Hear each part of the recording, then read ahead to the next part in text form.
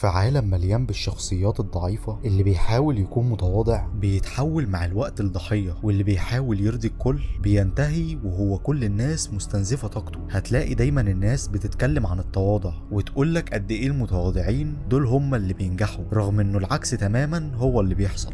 المتواضع المتاح اللي الوصول والتواصل معاه سهل، الناس بتزهق منه، رغم انه على العكس تماما الشخصيات المتكبرة اللي مش بتسمح لأي حد انه يشوفها ولا يتكلم معاها هما اللي بيكونوا ناجحين، والناس بتتمنى بس انهم يقعدوا معاهم. حتى الشخصيات المشهورة عالميا بيقال انهم مصابين بالنرجسية، شخصيات زي دونالد ترامب وميجان فوكس وادولف هتلر ويل سميث ونابليون بونابرت وحتى ستيف جوبز. كل الشخصيات الناجحة دول نرجسيين مختلين، والمتواضع الفاشل هو اللي سليم. دي اكبر كذبة انت ممكن تسمعها، لان النرجسية والتكبر هم طريقك للنجاح وحتى الوصول للسلطة. وعشان كده في فيديو النهاردة هتفهم ليه الغرور مش عيب، وليه النرجسية ممكن تكون أعظم سلاح نفسي للوصول للسلطة وحتى التلاعب بالبشر. أكيد لاحظت إنه في كتير من المشاهير وحتى رجال الأعمال بيقال عنهم إنهم مصابين بالنرجسية، وحتى لو دخلت خدت لفة على اليوتيوب هتلاحظ ملايين الفيديوهات عن كيف تقهر الرجل النرجسي وكيف تجلب النرجسي وكل الكلام ده. طب لو فعلا النرجسية اضطراب نفسي، ليه كل الناس دي مقهورة منه ونفسهم يعملوا فيه زي ما عمل فيهم؟ ليه كل اللف والتعب ده؟ هو مش المفروض النرجسية مرض؟ طب هو لو أنا عارف إن في حد مريض قدامي سواء عقليا أو نفسيا، هل هقعد الف وادور عشان بس الاقي طريقه اجرحه بيها؟ لا طبعا. انا لو عارف ان اللي قدامي عنده مرض نفسي او حتى عقلي بكل بساطه هتجاهله او حتى هشفق عليه. انما كلامهم على النرجسي كتير ده دليل انه مش شخص مريض نفسيا، ده شخص هم مش عارفين يعملوا معاه اي حاجه. وعشان تكون فاهمني بس، النرجسيه في وقتنا الحالي بقت ترند، واي حد حتى لو مش نرجسي لمجرد بس انه بيحب نفسه وعنده قيمه ومش بيسمح لاي حد انه يتكلم معاه او حتى يوصل له بيقال عنه انه نرجسي، رغم انه النرجسية في الاساس اضطراب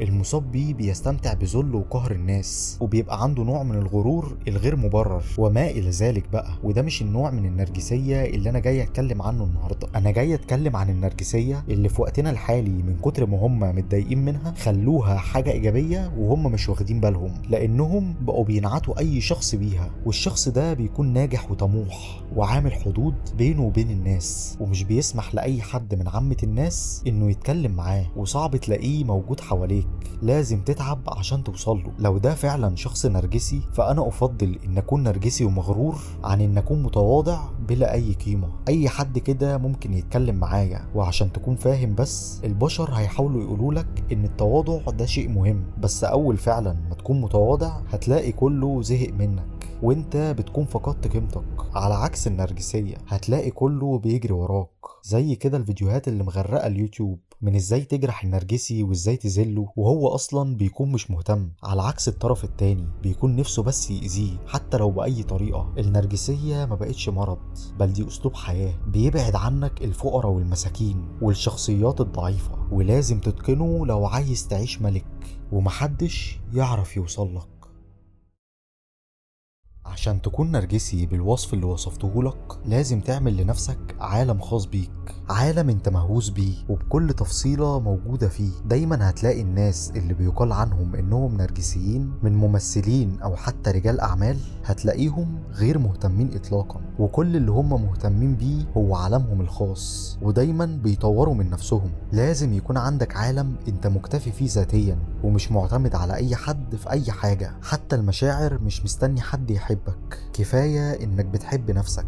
وده اللي بيقهر كتير من الناس وبيخليهم يطلعوا لنا بالفيديوهات اللي بنشوفها يوميا، وده لانهم ببساطة مش قادرين يأثروا على حياة النرجسي، لانه اصلا مش محتاج حد في حياته، وكل الناس اللي عنده مجرد اضافة. عايزين يفضلوا خليهم، عايزين يمشوا يتفضلوا برضو مع السلامة. فازاي ممكن تأثر على حد بنمط التفكير ده من الاساس؟ ده شيء مستحيل. وده بيخلي الناس تتضايق اكتر لانه كلامهم مش بيأثر فيه نهائيا. البشر بطبعهم بيحبوا التملك، ولما بيحسوا ان الشخص اللي قدامهم مش عارفين عنه حاجة ولا قادرين يتملكوه بيتجننوا وبيبقوا مستعدين يعملوا اي حاجة عشان بس يعرفوا كل تفصيلة في حياته، لان البشر فضوليين جدا. وصدقني لو حاولت تمثل مش هتعرف، انت لازم تعيش الدور ده، مش بس تمثل انك مش مهتم وبتحب نفسك وانت من جواك شخص فاضي. وواحدة من اعمق القصص اللي بتوضح ازاي النرجسية ممكن تكون سلاح هي قصة ستيف جوبز صاحب شركة ابل. الناس ساعتها شافته متكبر ومغرور، صعب جدا التعامل معاه وقاسي في كلماته، وهو فعلا كان كده. بس في نفس الوقت هو كان شايف اللي محدش غيره شايفه. في بداية طريقه اتطرد من شركته اللي هو أسسها بنفسه، اترمى بره من المكان اللي بناه بإيده. أي شخص تاني كان هينهار، هيغرق في الغضب أو الحزن أو الإحباط، لكن ستيف جوبز لأ طبعا. هو ما حاولش يثبت للناس إنهم غلطانين، هو اشتغل في صمت. أسس شركة جديدة اسمها نيكست وطور فيها أفكار كانت سابقة لعصرها بسنين. النرجسية هنا كانت درع بيخليه ما يتأثرش بكلام الناس ولا بخسارتهم. وبعد سنين نفس الشركة اللي طردته وهي شركة أبل رجعت وطلبت منه إنه يرجع يديرها، ورجع، لكن المرة دي رجع كملك. رجع بغروره وتكبره وبهدوءه وبعقله وبنرجسيته الذكية. هو ما كانش عايز يعجب الناس، هو كان عايز يصنع حاجة تخلي الناس يحسوا انهم مميزين لمجرد انهم بيمتلكوا اختراعاته. وده اللي حصل. دلوقتي جوبز مش موجود، بس منتجاته لسه بتتباع بالملايين عشان تسويقه العبقري اللي عمله في بدايته ووصفه بانه اللي بيمتلك اجهزته هو شخص مميز. القاعدة هنا بسيطة جدا، النرجسية مش دايما ضعف او اضطراب نفسي، بل احيانا بتكون الطريقة الوحيدة عشان تفضل واقف وتخلي العالم كله يدور حواليك ولمصلحتك. من أكتر الحاجات اللي هتكتسبها لما تكون نرجسي ومغرور هي راحة البال. راحة البال هي أصعب حاجة في وقتنا الحالي، وعشان تبقى رئيس دولة نفسك لازم تكون مش مهتم برأي أي حد، بتعمل اللي انت عايزه بدون استئذان، شخص ما عندكش أي حدود، عايش الحياة زي ما انت بس عايز تعيشها ومحدش يقدر يتحكم فيك. ولكن في الحقيقة ده مش هيحصل من يوم وليلة، بل ده محتاج تخطيط وشغل على نفسك. لازم تعمل مصدر دخل مش مرتبط بوجود أي حد، ومع الوقت كمان ما يبقاش معتمد على وجودك، بل هو شغال حتى لو انت مش حاضر. ولازم تكون مكتفي بنفسك، بتحب نفسك فعلا وبتستمتع بجلوسك مع نفسك ولوحدك. ومن أكتر الشخصيات اللي بتوصف النرجسية والغرور بشكل مثالي هي شخصية برلين. برلين مش مجرد لص، بل هو قائد وممثل، وبيعرف يتحكم في مشاعره وعارف كويس إنه مختلف. كل خطوة بيعملها محسوبة، مش عشان الفلوس ولا الشهرة، لكن عشان يثبت لنفسه إنه أعلى من الجميع. بيمشي بثقة مش طبيعية، بيتكلم وكأنه ملك، ولما حد بيحاول يعارضه بيدفعه التمن في وقتها عشان يبقى عبرة لكل الناس. والغريب انه كان في ناس بتكرهه بس مش قادرة توقف الاعجاب بيه ولا بشخصيته، وحتى وهم كارهينه كانوا برضو بيسمعوا كلامه ومش قادرين يقولوا له لا على اي حاجة. وده سر النرجسية الذكية، هي بتخليك مهيمن حتى لو الكل ضدك.